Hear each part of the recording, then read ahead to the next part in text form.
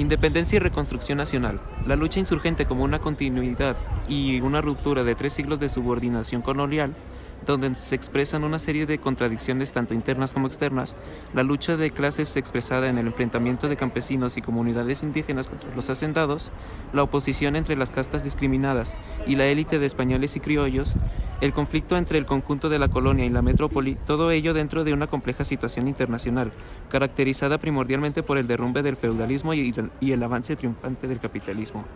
El desarrollo de la revolución independentista no puede entenderse tampoco como un proceso lineal ni triunfalista, donde pareciera que las masas explotadas que le dan origen son las que se alzan con la victoria y el cumplimiento de sus apremiantes demandas de justicia social, y la lucha popular es derrotada y sus vencedores son los que terminan la separación de España, lo que trae como resultado la permanencia conflictiva durante las siguientes décadas de la misma estructura económico-social heredada de la colonia. La situación en Nueva España. Los últimos 40 años del siglo XIX fueron de la prosperidad para la Nueva España. La extracción minera alcanzó niveles sin precedente. La población creció en forma acelerada hasta llegar a 6 millones en 1810. En teoría exterior, se incrementan las manufacturas originando el surgimiento de una incipiente burguesía. Son favorecidas por el desarrollo los dueños de minas, haciendas y los ricos comerciantes. Las reformas borbónicas orientadas a impulsar el comercio con España y sus colonias, incluso entre las mismas colonias, afectaron de manera muy importante en el monopolio de los grandes comerciantes agrupados en sus consulados de México y Veracruz, capellanías, obras pías y cofradías, limosnas y servicios parroquiales. La mayoría de las pequeñas industrias, como la industria textil, del cuero, muebles, jabón, sombreros, alfarería, calzado y tabla roca, estaban en manos de las familias criollas. Además, los numerosos monopolios del Estado, llamados estancos, se extendían a los productos tan variados como el tabaco, la sal, la pólvora y los naipes, impedían la libre inversión de la capital. Por su parte, los sectores medios, pequeños comerciantes, administradores, abogados y del clero bajo eran bastante numerosos, carecían de prebendas y fortuna personal, a menudo mejor preparados que los europeos, no podían aspirar a los puestos superiores, sino que los pobres ni a su cultura. Ascenso de la Revolución Popular. El movimiento a favor de la independencia se transforma. Las grandes masas trabajadoras entran en la escena. La opresión de la que eran víctimas, su miseria e incultura, su falta de organización convierte a su movimiento en súbito, anárquico y explosivo. Todo el pueblo bajo se une a las masas rebeldes y todos los intentos realizados por Allende para introducir en ellas la disciplina y el orden militar y después fracasan. Hidalgo poco a poco va cambiando las ideas de su clase, que vendría a ser la clase criolla, o sea, las que conforman un congreso compuesto por representantes de todas las ciudades, villas y lugares de este reino. El que debe guardar la soberanía, Fernando VII, apela al igual que los criollos letrados a la voz común de la nación. Sin embargo, la nación, que en realidad lo ha aclamado, no son los cuerpos constituidos ni los hombres honrados representados en los ayuntamientos, sino los campesinos que lo proclamaron generalismo en Celaya. Las grandes masas que desde entonces lo sostienen. Ante el carácter popular que han tomado la rebelión popular, cambia la actitud de muchos criollos ricos que veían con simpatía los intentos de reforma.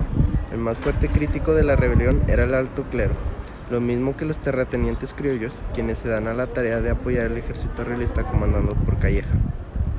Con tal de poner fin a la rebelión popular, José María de Cos escribe un plan en el que se propone: la soberanía reside en las masas de la nación. España y América, integrantes de la monarquía, sujetas al rey, pero iguales entre sí y sin independencia de una de la otra.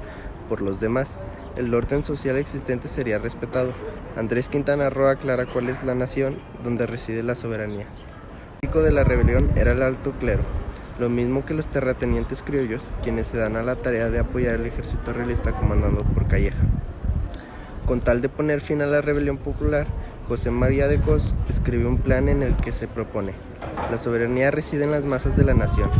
España y América, integrantes de la monarquía, sujetas al rey, pero iguales entre sí y sin independencia de una de la otra. Por los demás, el orden social existente sería respetado.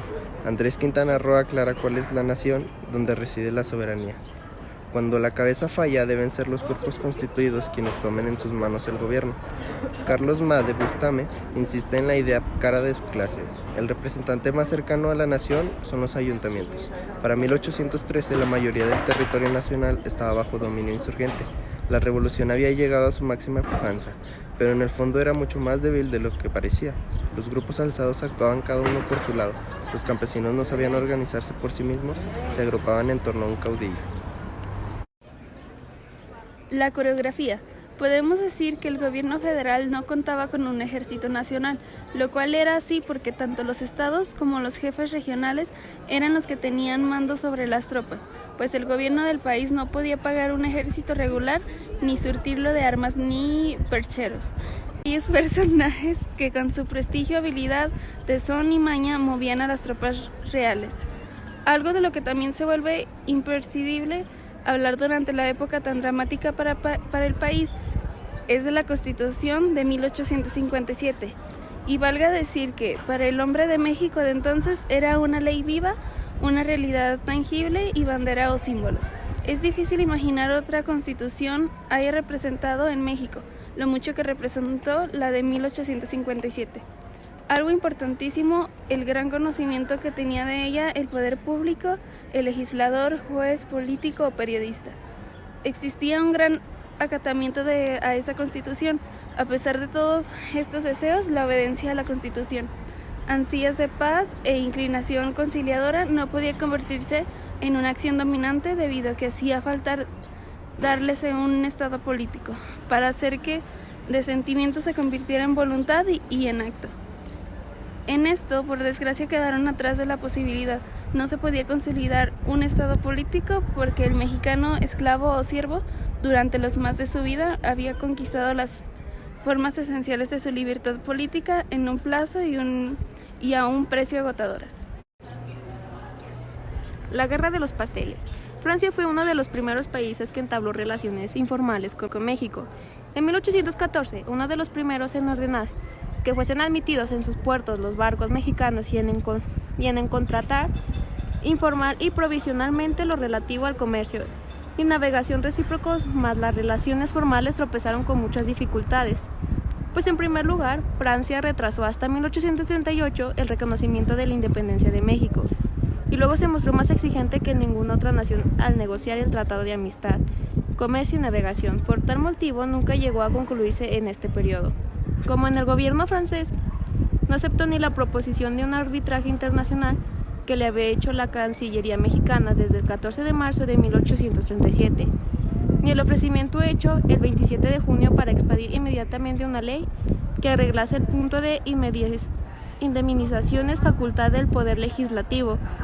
Resultó inevitable la ruptura de relaciones. Las operaciones militares se redujeron al bombardeo de Ulúa el 27 de noviembre de 1838 y el desembarco de los franceses en Veracruz durante algunas horas el 5 de diciembre.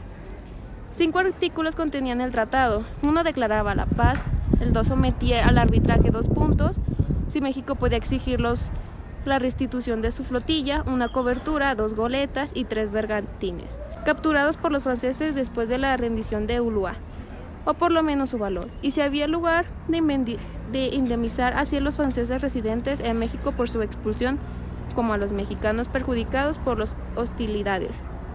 3. Los mexicanos en Francia y los franceses en México continuaron gozando del tratamiento concedido a la nación más favorecida. 4. La fortificación de Ulúa sería restituida a México en el estado en que se encontraba el día del tratado, esto es, sin los 16 cañones de bronce de que había dispuesto el contraalmirante francés. Y 5. Estipulaba lo relativo a las ratificaciones y al canje de estas. La convención determinaba: 1. México pagaría al gobierno francés 600,000 pesos para satisfacer a sus reclamaciones. 2. Se sometería al arbitraje de una tercera potencia la cuestión de si los buques mexicanos y sus cargamentos secuestrados durante el bloqueo y los posteriormente capturados por los franceses a consecuencia de la declaración de guerra debían ser considerados como legalmente adquiridos por los apresadores. 4. El gobierno mexicano no impediría el pago puntual y regular de los créditos ya conocidos y en vías de pagarse. 4. ¿Cuáles serían las formalidades de la rectificación? Los puntos sometidos al arbitraje fueron sentenciados por la reina Victoria de Inglaterra, árbitro escogido por las dos naciones.